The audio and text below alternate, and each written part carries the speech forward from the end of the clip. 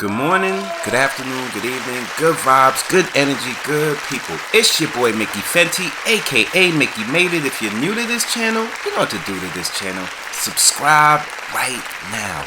Also, if you want to support my brand, it's inspired by dreams.shop. And I'll leave the link down in the description for you guys to go check that out. Okay, my dreamers and dreamettes, today we are covering a conversation I really wanted to bring to you guys, and I told you I'll have these extra conversations for you guys to tune into. Today's conversation we're diving into, it's a little bit of fashion, and it also has really so much to do with you and how you think. Some people feel like putting on this expensive clothes with these big logos and things like that makes them feel rich. What? But what is it? Do you want to be rich? Do you want to feel some way, or do you want to actually be it? That's what we are really covering here. And a lot of this stuff is really a trap. It's set out for you to buy into it. And a lot of these brands don't really want a certain amount of people or certain types of people wearing their clothes. That's a fact. Facts. And the prices are set so high. So when you go for that price, you tend to realize that rich people don't even buy that stuff. So I just want to open you guys' minds to dressing like yourself, being more you, and really understanding that the true value in yourself, it comes within here. And how you think is how you live your life with peace and happiness. Let's jump into it. Love y'all.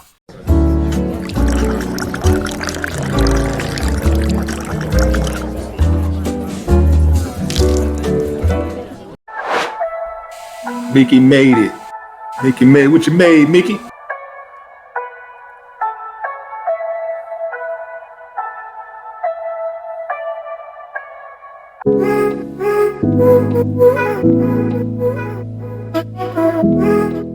This is why luxury brands like Gucci and Louis Vuitton are for broke people. Why do really rich people wear simple clothes and not Gucci if they have all that money? Why would they wear Gucci? Not many do. I'm confused. Why? It's because your typical designer brand like Gucci doesn't target rich people. Instead, they sell to the people that want to look rich. So you're saying that the rich wear cheap, simple t-shirts then? No, there are actually a lot of designer brands that are ridiculously out of the price range for the average person, such as this Italian luxury brand which billionaire Mark Zuckerberg wears, which sells simple t-shirts for $400 and up. Those are lame because they have no cool logos. Why don't they wear clothes with flashy logos? Well, because they don't feel a need to impress other people with logos since they're already rich. Bruh. Two quotes that I'm always repeating to myself. Number one, do you really want it, or do you want other people to see you have it? And number two, the one I'm always repeating to myself is, don't be broke trying to look rich. Like, for an example, I made over 6 figures at 16, and I'm so tempted to buy an expensive car, but I decided to not. So by me getting an expensive car, I'm paying like 10 times more than like a more moderate car, when in reality it just gets me to point A to point B, but broker. Something with me, like, obviously I went on a few holidays last year, but at the back of my head it's like I was planning for the holiday, like I'll be saving towards that holiday, do you know what I'm saying? I'm not going broke for that holiday, do you know what I'm saying? Like, I'm only going on that holiday because I know that I have the money to afford this holiday, do you know what I'm saying? And that's kind of the mentality that you have to kind of go with, because a lot of people might not like to admit it, but on social media, this social media generation, like, there's a lot of people that you might see going on holiday enjoying themselves, but they're really coming back here and then they're suffering, do you know what I'm saying? Or wearing clothes with logos that you do not know how. The devil is in the details as soon as you remove the big recognizable logos. Imagine if you had never seen Gucci, you would have no clue what the logo is, you'd be completely unfamiliar with any of their. And also, real quick, you have to find this value within yourself. Like I always tell you guys, I found my realization trying to buy things that I once had and realizing that the material and different products are not as well kept. Now everything is made so fast that the detailing and all that stuff, it's out the window because they expect you to wear it one time and then be right back at the store to buy more. Pay attention. Other brand identifiers, and you definitely wouldn't know how much it costs. And the opposite is also true. If you go to Gucci every single day, you're going to instantly recognize their silhouettes, all the nuances in their brand identity. And of course, you're also going to know exactly how much it costs. And you're probably going to be able to look at a particular item that somebody has and know even how much that exact item costs as well. But what separates the real from the rookies is understanding that this is all just signaling. So, for example, I have a pair of ostrich cowboy boots, and every single time somebody compliments them, they always make a point to say, oh, those are ostrich. And 9 times out of 10, they'll also mention exactly what brand they are. This is signaling. It's so they're letting me know that they know what's up. You know, we see each other. But most people are not around things that are ostrich, so they would never notice that, let alone be able to tell exactly what brand that is. It's a very minute detail that only a few people pick up on, or like the original poster said, a language that very few people actually know how to read. I get it. Some of y'all want to flex that you got money, status, whatever it may be. Still whack. Designer sneakers are just kind of rip-offs of like everyday general use people sneakers, like all the Rick Owens, Converse Chuck Taylor, the Alexander McQueens, Stan Smith, all this mesh runners that Balenciaga's doing. Stole ASIC's whole flow. But before you say, oh, just say you're broke, you're being finessed. And that's why. I ain't gonna lie, some of y'all need to take a page out of Shorty real quick. Bro on the left, yeah, you know, bro in the streets, but bro on the right, he about business for real. You know what I'm saying? The Balenciaga Mascot fit right here, letting you know, like, hey, what store I got this mug from. And this right here, that's like the low-key designer, like designer fabric, designer slacks, and he got the AP on. Meanwhile, nigga over here got a loud and proud. So listen, y'all know I've been telling y'all about this documentary that I watched on YouTube from 1954 called How to Sell the Negro Customer. The secret of selling to the Negro is expressed in one word. That word is recognition. But perhaps because he's had so little of it, the Negro needs even more. He needs to feel important and appreciated. This need is a very real and important one. It shows up even in many of the Negro's shopping habits. Anyone who sells or wants to sell to the Negro customer should know about some of these habits. To begin with, most Negroes buy by brand. They ask for products by name. They're quick to turn down off-brands. Do you wonder why? You see, for a long time, the Negro has been sold a lot of shoddy, second-class merchandise. So now he asks for name brands in order to make sure he gets his money's worth. This woman, for example, is buying fine crystalware, but she is also buying the admiration and approval of her friends and relatives. It's a well-known fact that many Negro customers are influenced by the opinions of others. What their friends may think of a certain item often decides whether or not the sale is made. You guys know, with me being a marketing consultant, I was fascinated with this documentary. But anyway, in the documentary, something that really stuck out to me that they talked about was the shopping and buying habits of the Negro consumer. And one of the things that they mentioned was that when the Negro consumer is buying, they buy for brand names and quality because it is important to be perceived as someone who has money, and we are easily influenced by the opinions of our family and friends. So if we're out here buying brand names and things of high quality, it's going to look like that we have money, and that is in turn going to make us feel like we have value. And it made me think, is some of this these ideologies still prevalent with the African American consumer today?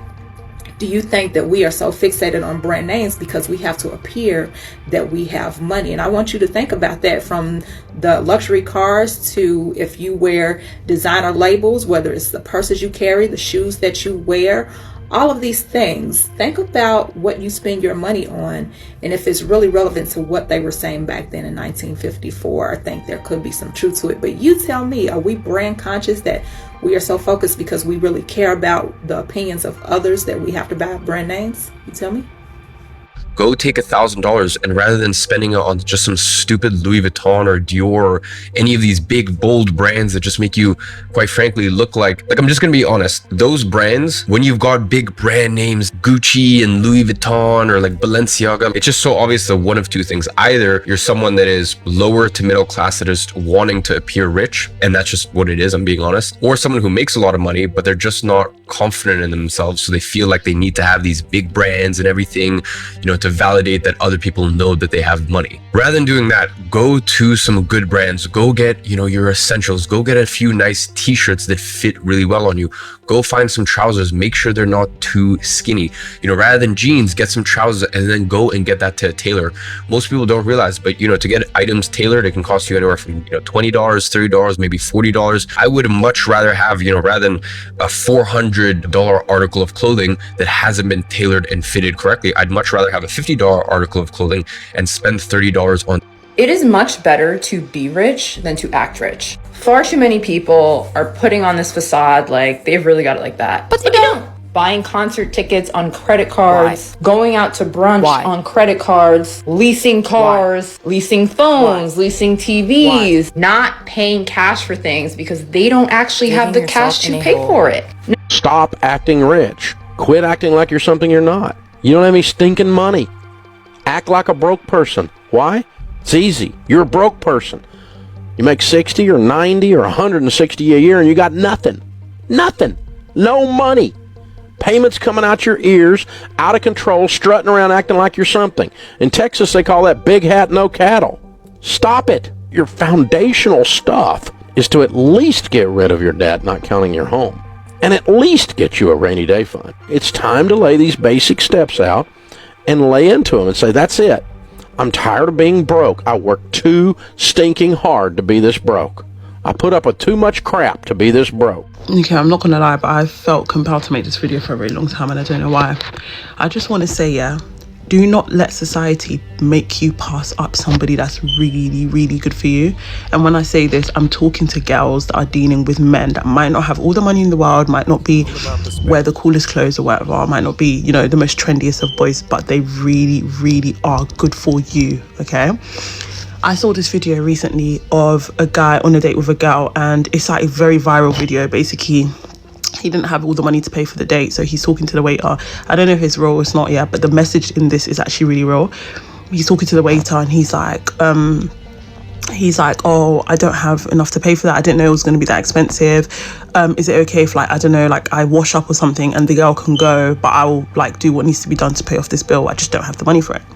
And so many people were down in the comments saying stuff like, that's disgusting, why would he take her there, blah blah blah blah blah. And I do understand a little bit about why people are saying that, because obviously if you don't have the money for that, you shouldn't really be doing that. But the real message in this is that you should not let society tell you who to date. You need to use your own discernment. And for me, in this video, that boy showed really, really good character, because he was in a situation where he easily could have just looked at her and said, listen, don't have enough money, can you please just put this in? But he said, let her go and I'll wash the dishes. Like I said, I don't know if it's real or not, yeah, but what that video signified is that he will do what needs to be done to take care of that girl. And that's the type of person that if he has the money in the future, he will look after you. So please do not listen to people who want to be ashamed at everything. I understand that is actually a bit embarrassing. Of course, if I was on a date, I can't sit here and say that I wouldn't feel ashamed.